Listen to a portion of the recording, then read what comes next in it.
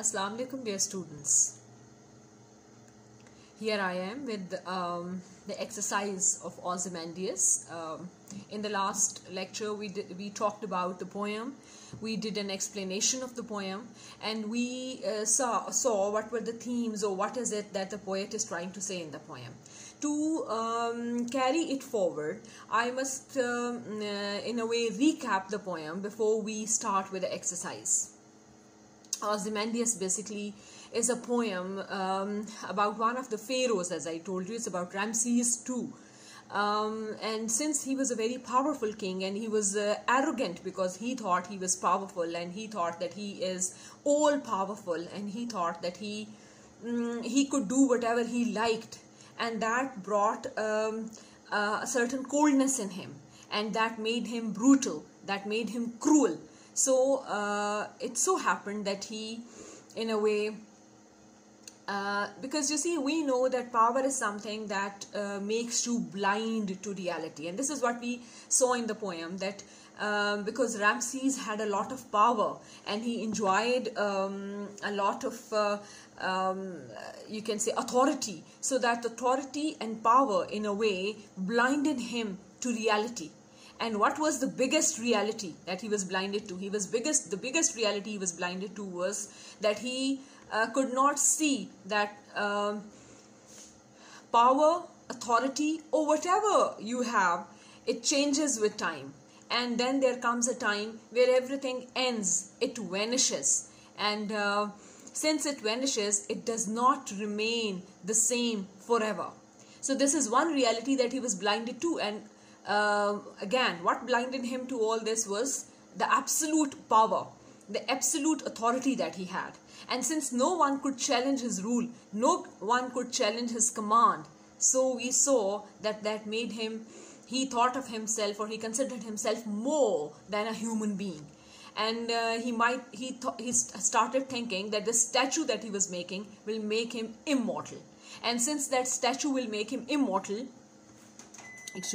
since that statue will make him immortal, he thought that he will live through his works that he did, the buildings he made, or construction he did, or whatever works he did, whatever achievements he had.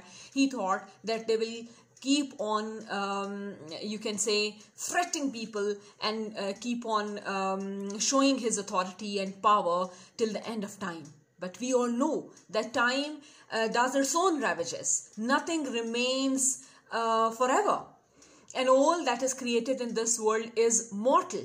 So this was one reality that this pharaoh was blinded to, and this was one thing that he could not understand. This was one thing that he missed, and the fact that he missed was that time brings a change into everything that is created. I told you that day, T.S. Eliot's saying that in my beginning is my end. So all that begins is moving towards its end, and will sooner or later meet that end. So Ozymandias was blinded to this fact. Why? Because he enjoyed absolute power, and when you enjoy absolute power, there are things that you are unable to see clearly, and it was one of those things. So one of the themes of the poem is this, that time is something that brings change. Transience or change is the only constant in nature. All that is created is subject to mortality, is subject to change, and will vanish with time. So these are the things, these are the, you can say, and maybe in a way Shelley wants to tell you that power or authority should not blind you to fact, should not blind you to reality, and you should be able to see things clearly and in their right sense, even if you enjoy a position of authority. So these are some of the themes that Shelley tries to bring on the surface. Now, there may be a deeper meaning or deeper interpretation to the poem, but for your purposes at this level, I think this much is enough if you understand it to this extent. And if you understand irony in the poem also, we'll discuss irony also. I think in one of the questions, they have asked a question on irony also. So we'll speak about irony. We see how his own words betray him. So same is the case with power. Power betrays the one who holds it very dear. So his own words betray him when he says that, look on my works, ye mighty, and despair. But when the traveler looks around, he does not see any works that can be so overwhelming or so forbidding. There is nothing that impresses him, but only sand. So sand also has a connection with time. You see, because you might have seen that old sand clock. So like the way sand slips out of the hands of the holder, similarly time slips from your hands. Similarly power and authority slip from your hand. तो ये है वो theme जो writer ने, ये वो connections हैं जो उसने बनाने की कोशिश की है, ये वो बातें हैं जो उसने बताने की कोशिश की हैं कि किस तरह पावर, अथॉरिटी, ये चीज़ें भी आपके हाथों से स्लिप हो जाती हैं, लेकिन उनके स्लिपिंग का एहसास, उनकी स्लिप होते हुए उनकी फीलिंग आपको नहीं होती. और ये क्यों नहीं होती? Because you are intoxicated. आप राइट माइंड में नहीं हैं, आप पावर के नशे में हैं, आप इंटॉक्सिकेटेड हैं अथॉरिटी के नशे में. तो ये सारी चीजें हैं, और इसीलिए जो उसकी इंस्क्रिप्शन है on the pedestal of the statue वो बहुत ही आयरॉनिकल है. सिमिलरली जिस तरह फेरो का जो हेड है, जो उसका फेस है, वो हाफ संक है सैंड के अंदर, तो वो भी इसी चीज को बता रहा है. उससे भी यही बात पता चल रही है, इसलिए कि जो उसका हाफ संक फेस जो है आपका, उसको वो आपकी आइडेंटिटी है. जो आपका फेस है वो आपका प्राइड है, आपकी आइडेंटिटी है.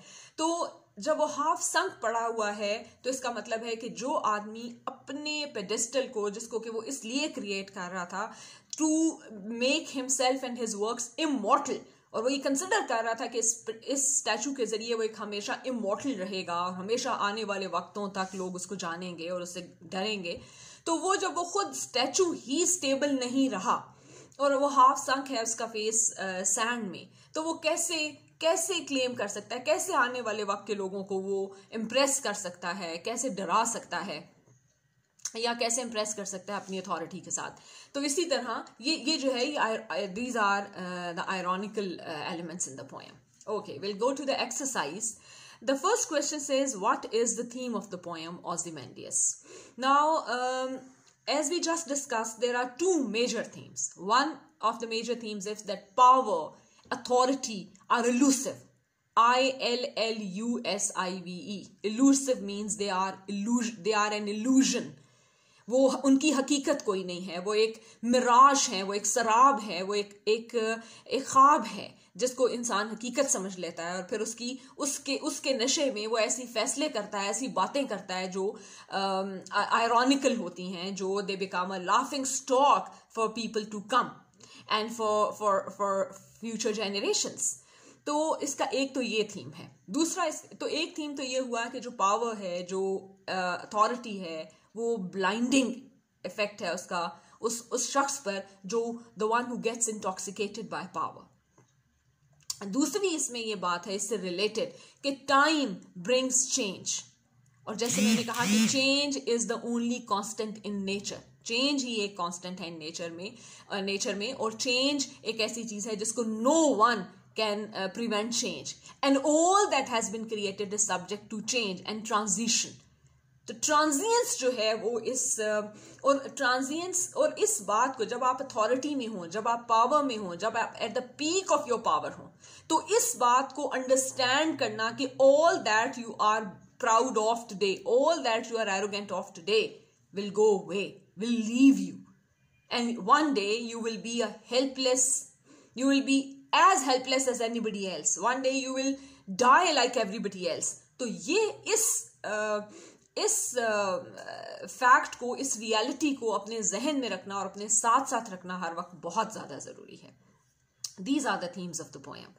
अच्छा जी, फिर आपसे नेक्स्ट क्वेश्चन में वो कहते हैं, describe in your own words the anatomical conditions of the statue of king Ozymandias as portrayed by Shelley. Anatomical conditions होते हैं जो स्टैचू के एक्चुअल कंडीशन था कि वो किस कंडीशन में है, और स्टैचू किस कंडीशन में है कि उसके जो लेग्स हैं उनके साथ से ट्रंक अलग हो गई है, बॉडी जो है वो लेग्स के साथ नहीं है, पेडेस्टल के ऊपर सिर्फ लेग्स खड़ी हैं, बिग वाइड लेग्स खड़ी हैं, और साथ ही साथ उसमें एक तो बिग वाइड लेग्स हैं without trunk over them, and the face of the statue is lying half sunk in sand. ये इसकी एनाटॉमिकल कंडीशन है.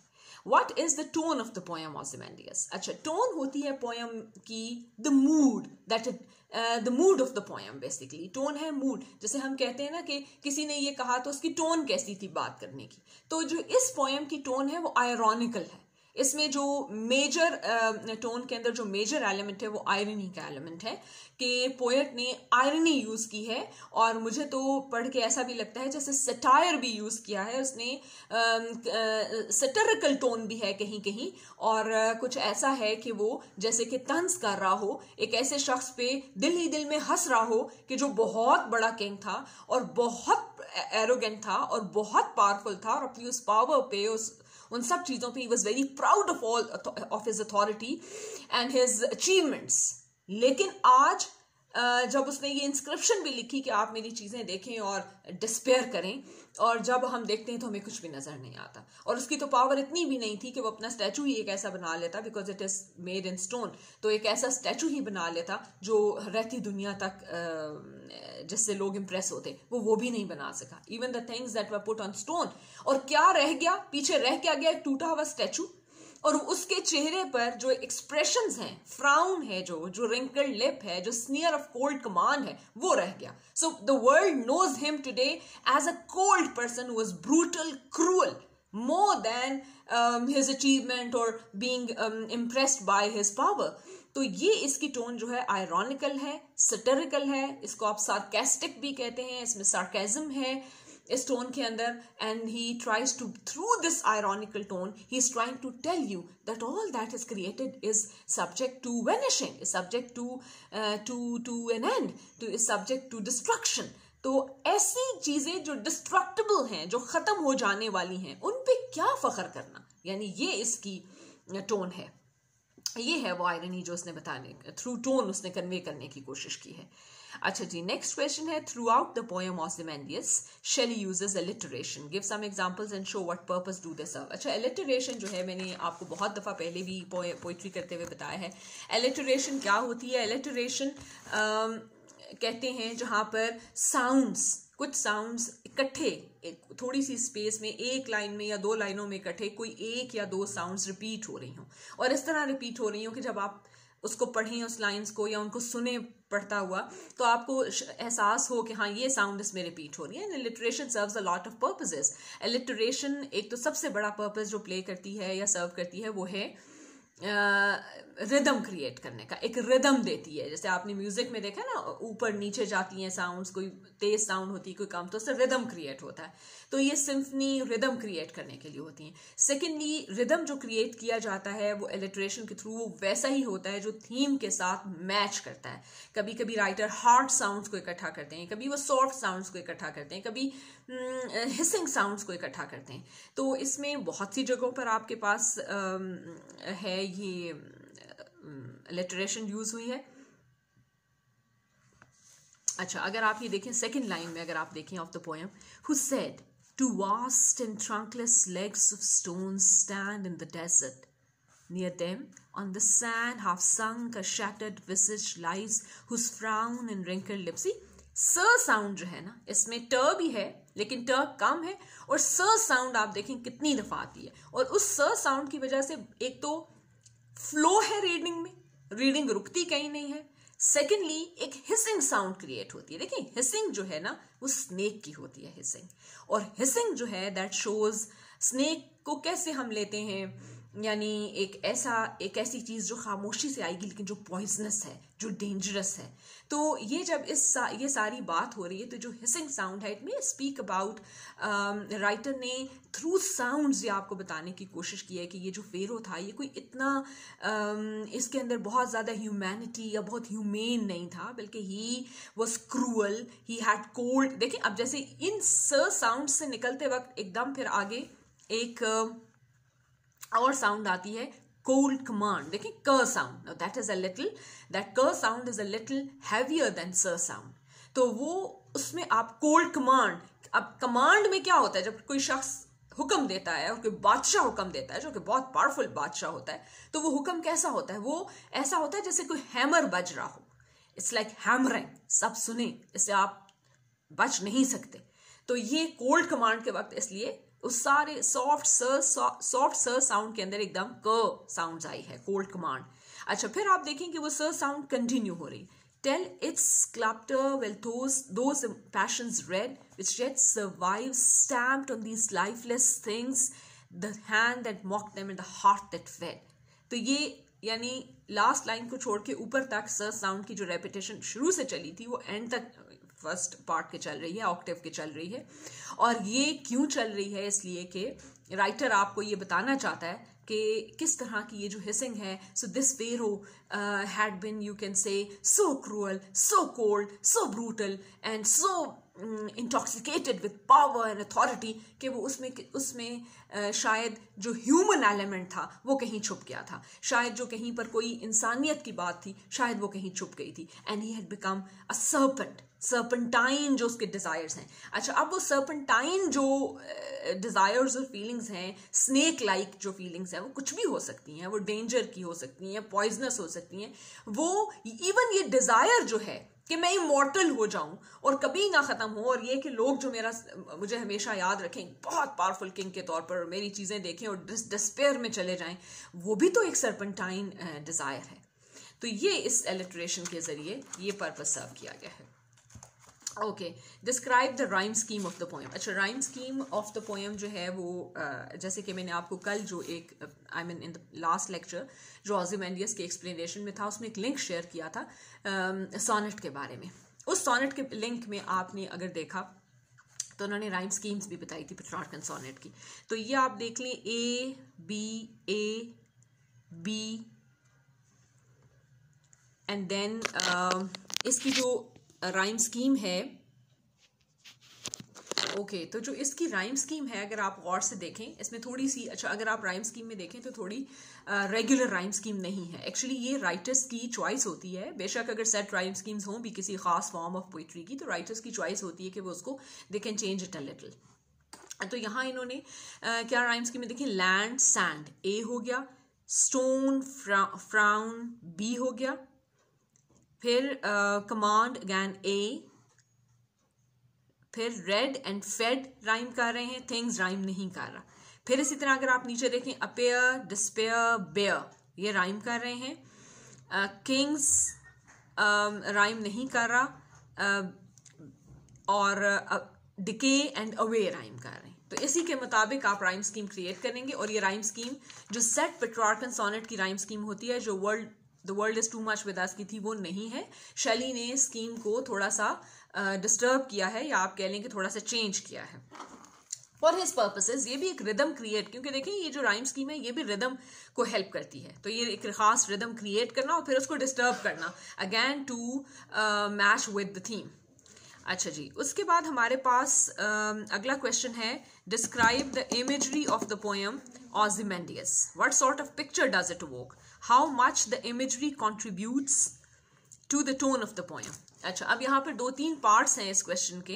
पहला पार्ट हमारे पास क्या था कि Ozymandias की इमेजरी को डिस्क्राइब करें। अच्छा, Ozymandias में जो इमेजरी है most of it is visual imagery.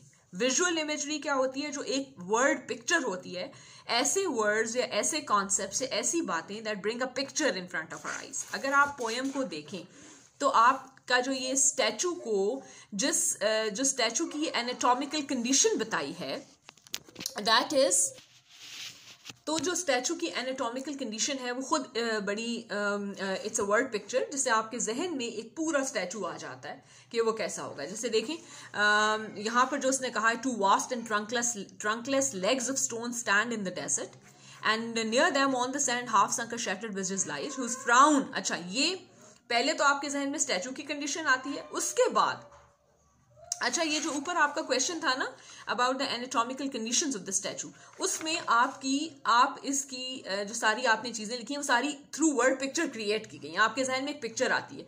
अच्छा, उससे भी ज्यादा जो अच्छी वर्ड इमेजरी जो इमेजरी यहाँ यूज हुई है, विजुअल इमेजरी, वो ये है जी 1 2 3 4 लाइन नंबर 4 और 5 में बहुत अच्छी इमेजरी यूज हुई है। कैसी?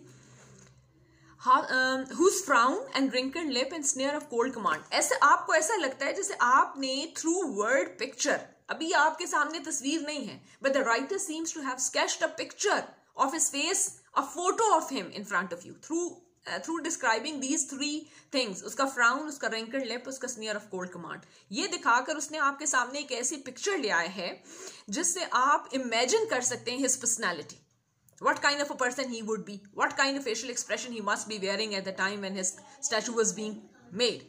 तो ये सारा आपके पास आ जाता है. फिर उसके बाद एक और दफा जहां विजुअल इमेजरी यूज हुई है वो एंड पे, जब वो देखता है round the decay of that colossal wreck, boundless and bare, यहां से boundless and bare, the lone and level sand stretch far away. आपके जहन में एक इमेज आता है बिग फॉरेस्ट, बिग डेजर्ट, और एक ऐसा डेजर्ट जो बाउंडलेसली स्ट्रेच हुआ है फार एंड वाइड, और उसमें कुछ भी नहीं है, उसमें कोई ऐसी कंस्ट्रक्शन, कोई ऐसी चीज नहीं है जिसको देखकर आप इंप्रेस हो सकें. तो ये आपके जहन में एक ऐसा इमेज यहाँ सर आता है, और ये जो है दिस इज द इमेजरी. अच्छा, अब इमेजरी ने कैसी पिक्चर आपके सामने इवोक की है वो मैंने आपको बता दिया कि what sort of picture does it evoke. It evokes a picture जिसमें कि बिल्कुल मतलब मेरा ख्याल है कि ज्यादा जो पिक्चर है वो दैट इज ऑफ डिस्ट्रक्शन, बड़ी डिस्ट्रक्शन की और बेयरनेस. जब सैंड लास्ट वाले इमेज पर आप आते हैं, सैंड वाले पे, डेजर्ट वाले पे, तो एक बेयर डेजर्ट जिसमें कोई प्रोडक्टिव, कोई अच्छी चीज नहीं है, कोई कंस्ट्रक्टिव इमेज आपके जहन में नहीं आता है. Similarly when you look at the image of the statue itself, जो आपको वर्ड पिक्चर दी गई है स्टैचू की, वो भी देख के बड़ा ही एक डिस्ट्रक्टिव सा इमेज आपके जहन में आता है. और जो उसके फेस का इमेज है, जो इमेजरी उसका फेस बताने के लिए, उसकी पर्सनैलिटी को डिपिक्ट करने के लिए यूज हुई है, उससे you can very well imagine that strong personality. What kind of strong personality? Negatively strong personality आपके जहन में आ जाती है. अच्छा, फिर जो लास्ट पार्ट है इस क्वेश्चन का वो ये है, how much the imagery contributes to the tone of the poem. अच्छा, ये जो imagery है ये tone के साथ कैसे कितना contribute करती है? जो imagery है poem, tone क्या थी? Ironical थी.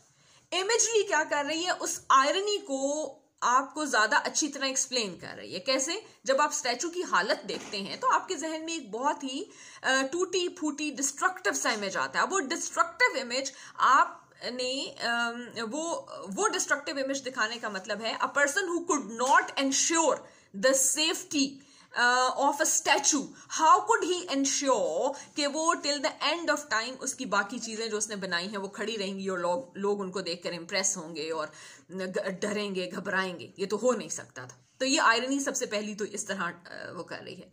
फिर उसके बाद when we look at the facial expressions of that statue या दैट किंग्स स्टैचू, तो उसमें भी आपको बड़ा अच्छा ये नजर आता है कि वो तो बहुत पावरफुल तो वो है ही, लेकिन उसकी जो ब्लाइंडनेस है, जो उसकी पर्सनैलिटी की जो स्टबननेस है, वो उसमें हमें क्लियर हो जाती है. अच्छा, एक और बड़ा अच्छा विजुअल इमेज जिसको आपको मिस नहीं करना चाहिए, वो ऑक्टेव का जो लास्ट लाइन है, the hand that mocked them, the heart that fed, ये विजुअल इमेजेस हैं. He refers to a hand and heart without telling you whose hand and heart these are, but when you read them and when you read the poem you get to know whose hand and heart they are. So this is how he talks about them. Then in the 7th question he says the inscribed lines on pedestal of the statue have ironic overtone. Explain the implied meaning of these words.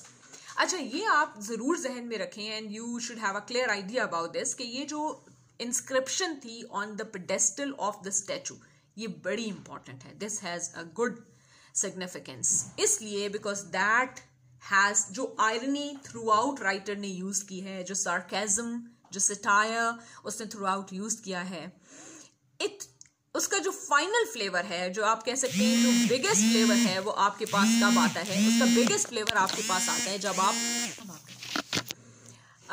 इसमें अब जो inscription है वो irony को to the maximum आपके सामने लेके आती है. एक बंदे ने अपने स्टैचू पे लिखवाया कि I am the king of kings, तो आप बड़े इंप्रेस हो जाते हैं उसकी पावर से. और जब आप देखते हैं तो एक टूटा फूटा स्टैचू जिसका फेस हाफ संक सैंड में है वो आपको नजर आता है.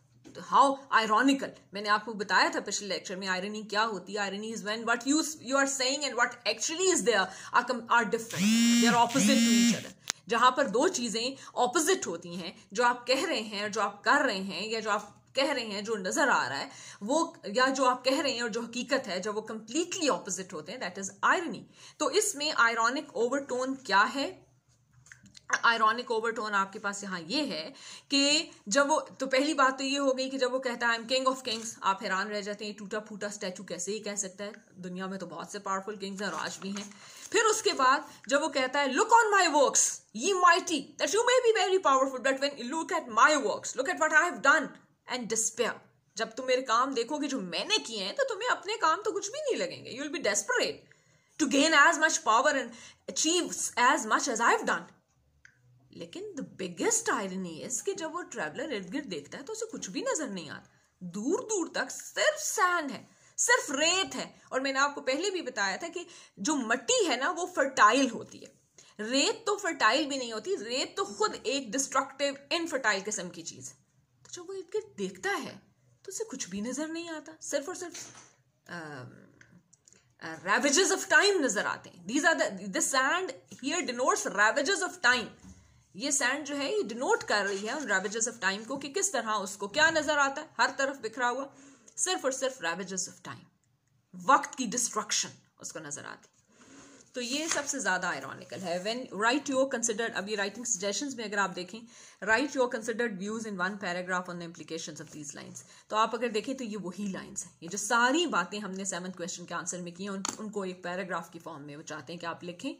ये जो आयरॉनिकल ओवरटोन है, जो आयरनी है पूरी पोएम की कि किस तरह उसने एक बात की और उसका कंप्लीट ऑपोजिट उसको नजर आ रहा है ट्रैवलर को, और किस तरह हाउ मॉकिंग, अगर आप देखें तो इसमें फन भी है, राइटर मजाक भी उड़ा रहा है, शायद वो मॉक कर रहा है कि उसको इतनी सी बात भी समझ नहीं आई कि आज से कुछ सालों के बाद या बहुत से सालों के बाद वक्त के साथ साथ ये सब कुछ बदल जाएगा, ये सब कुछ खत्म हो जाएगा और इसकी कोई हैसियत नहीं रहेगी और दुनिया में जो पावर है वो ज्यादा से ज्यादा बढ़ती जाएगी। The world will become more and more advanced and with more and more advancement what will happen, with more and more advancement what will happen, people will, there'll be more powerful kings, there'll be more development, there'll be more achievement, तो इन सब ये सब चीजें तो बेकार हो जाएंगी, meaningless हो जाएंगी। This is what he was unable to understand. So a person who is unable to understand a small reality, the reality of this world and life itself, एक आदमी जो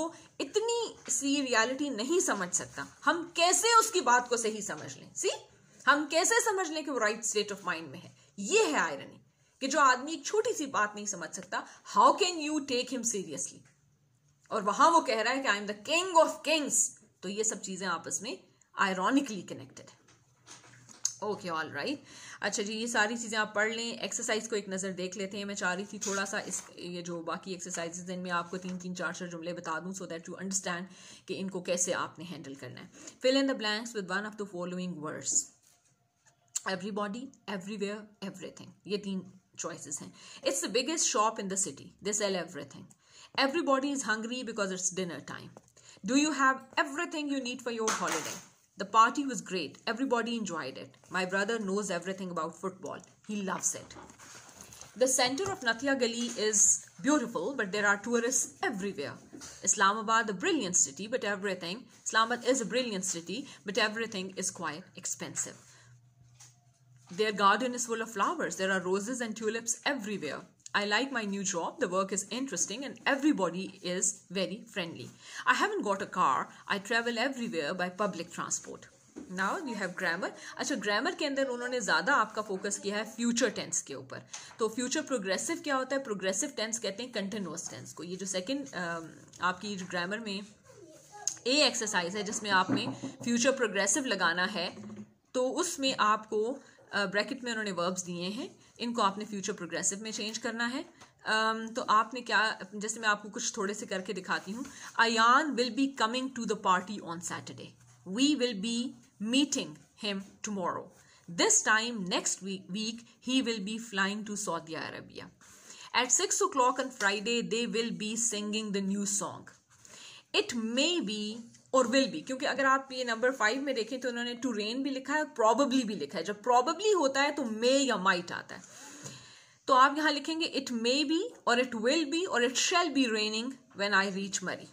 ठीक है, तो इस तरह आप इनको कर लेंगे। अगले में आपने क्या करना है, अगला भी सेम है, आपने फ्यूचर प्रोग्रेसिव लगाना है। Do some of them with you.